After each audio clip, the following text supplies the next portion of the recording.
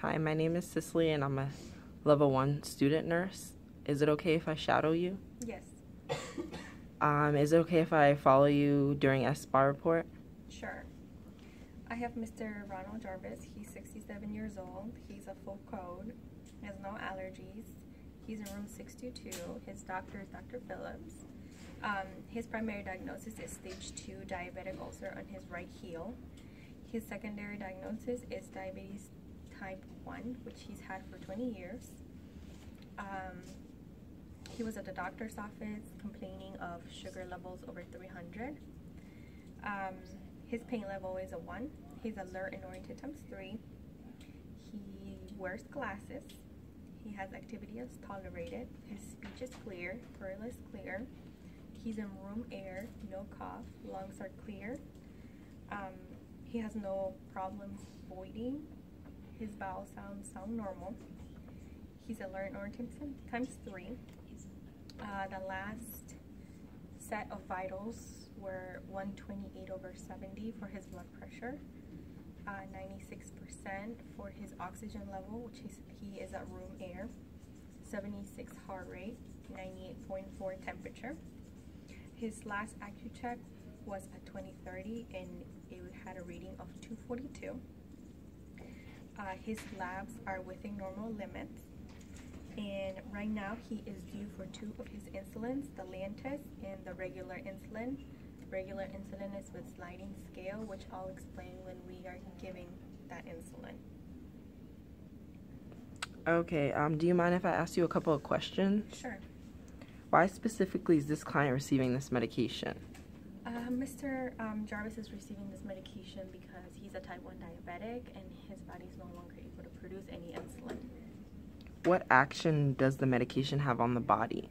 That insulin helps cells to take in glucose to be used for energy. When should you question administering this medication? If his blood sugar level is too low, we would hold the medication. Does the medication have a therapeutic serum level? No. Which vital signs must be monitored? We need to always monitor all vital signs, especially his blood glucose readings, which need to be checked every 8 hours per doctor's order. Which physiological parameters should be monitored when the medication is being administered? We need to check for his vital signs, as mentioned before. We gotta make sure for his blood sugar levels. We gotta always make sure we assess the patient, make sure they're not like confused or they're not showing any signs of hypoglycemia. What interventions must be taught to the client to ensure the medication is administered safely in the hospital setting? To administer safely, we have to make sure we have his reading of his sugar. We have to make sure his vital signs are stable. We have to make sure we check the dosage. We make sure that we are administering the right medication. We need to make sure we're using clean needles, make sure the injection site is clear. What interventions might be taught for taking the medication safely at home? We need to teach the patient how to check his blood glucose level at home safely. We need to teach him to not reuse needles. We need to teach him to change injection sites.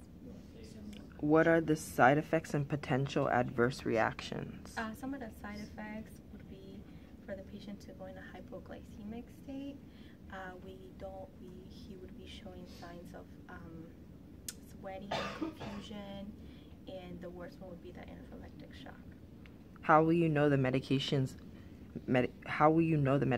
effective? We need to make sure the patient takes the insulin with his meals, and we need to always monitor his glucose level. Okay, thank you. Sure.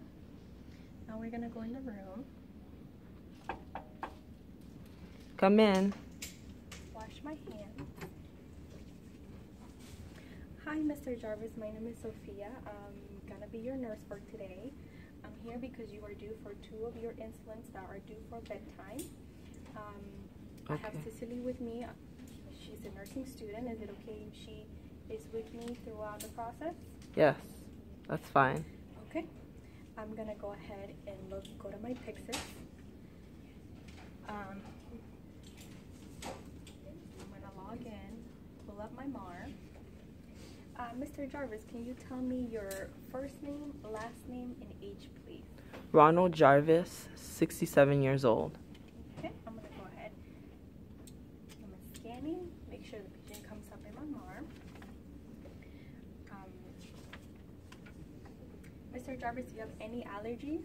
No, no allergies. Okay, so I would always go back to my MAR and double check that the patient has no allergies and he doesn't have any allergies. Now I'm gonna go ahead and go to the Pixis and pull up my meds. So I'm looking at my MAR and he is due for his Lantus, 18 units, sub-Q, and regular insulin, which is used with the sliding scale. Mr. Jarvis's last reading was 242, which he will be getting 16 units. I'm checking on my MAR. I'm checking at the green light to make sure I have the meds that I need to give. I've double checked the allergies with both the patient and the chart, and the patient has no allergies. I'm also going to be checking at the order, making sure that I have the right order from the physician and the right order from the pharmacy. Make sure I have the correct dose. Cicely, did you want to confirm that we have the correct dose and order that the physician and the pharmacy has ordered?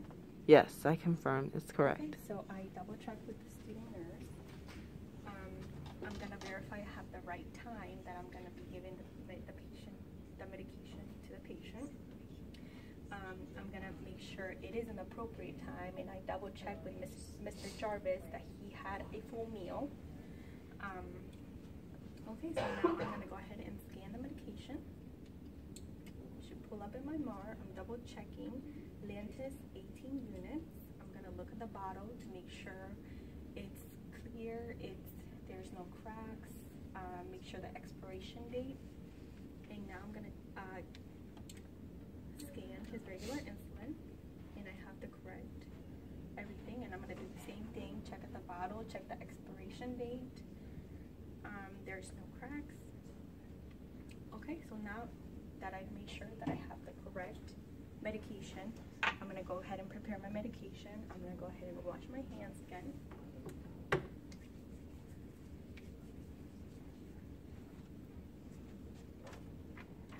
I'm going to put on my gloves. Okay. And since it's two different types of insulin, we're going to give 2 shots. We're going to use 2 different needles, and we got to make sure we teach the patient the same thing. So first we're going to do his Lantus. I'm going to wipe the bottle.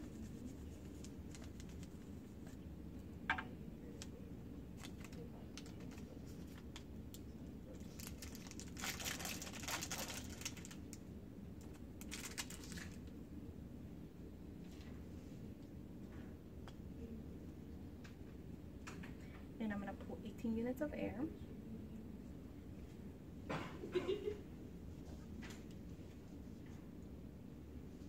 I'm going to push the air, pull 18 units,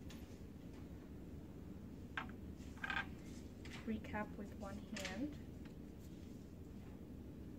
Okay, I'm going to wipe my other side, my other bottle. This is going to be the regular insulin.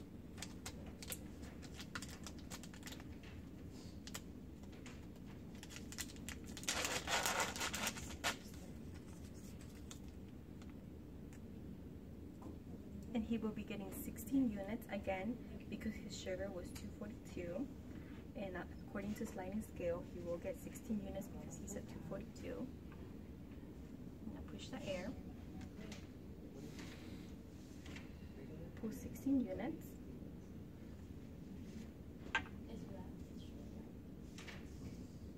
recap with one hand.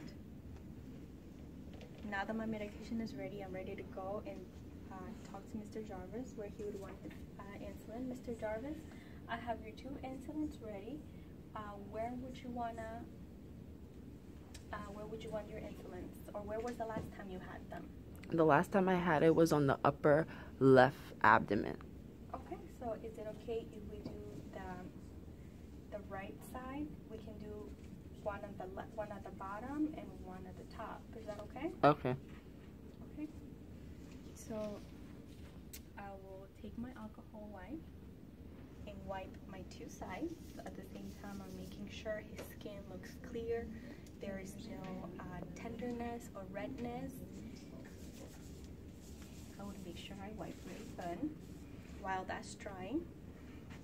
And again, I'm gonna give 18 units of bowl of. And Cicely, if you want to verify the 18 units, I have of Lantus and I have 16 units of regular insulin. Yes. Okay, so now we're ready to give it. We're gonna go ahead and start with the Lantus.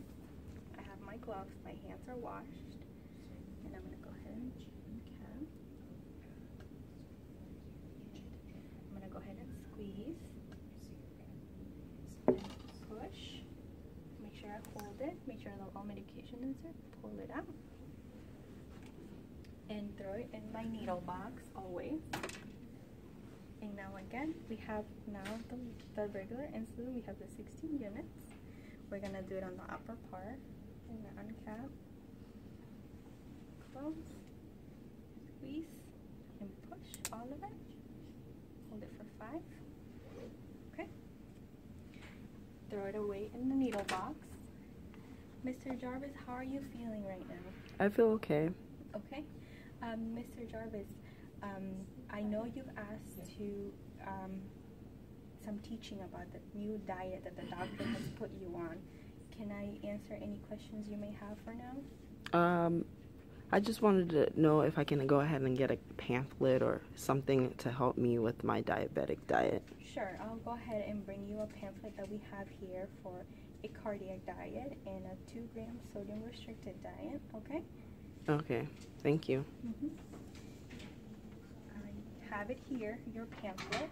Here is all the choices you can make for breakfast, lunch, and dinner. We want to make sure you have a full meal because you are getting insulin. We don't want your sugar to drop. And we also have some snack options. And if you have any more questions, I can come and answer them. Or I can call in a dietitian so she can speak with you. Is that okay? Yes, that's fine. Thank you. I'll leave it here on your side table and look at it whenever you get a chance. Any more questions? No, I think I'm okay for now. Okay, so I have here your call light. Your call light's here. Okay. And call me if you have any more questions. All right, thank you. Okay, so now, Cicely, we're going to go back and we're going to document. We're going to document everything we did. We're going to document what we gave the patient, where we gave it, how the patient tolerated. We're going to document the time. I'm going to make sure I put my initials. I'm going to make sure where I injected the insulin. I'm going to also chart that I've provided the patient with education, and we might even put a consult to the dietitian.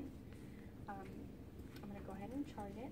I'm going to make sure I click save and make sure I've documented everything again.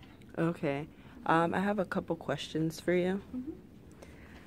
Were there any pertinent pieces of information you reviewed before administering the client the medication?